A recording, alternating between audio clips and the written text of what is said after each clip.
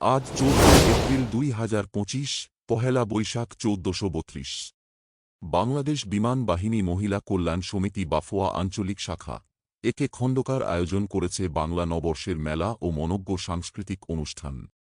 উক্ত আয়োজনে উপস্থিত ছিলেন সম্মানিত বিমান বাহিনী প্রধান air chief marshal Hasan Mahmud Khan এবং বাফুয়ার সভানেত্রী সালেহা খান। মেলার উদ্বোধনের পর তাঁরা ঘুরে দেখেন বাহারি সব স্টল আর উপভোগ করেন বর্ণিল সাংস্কৃতিক পরিবেশনা।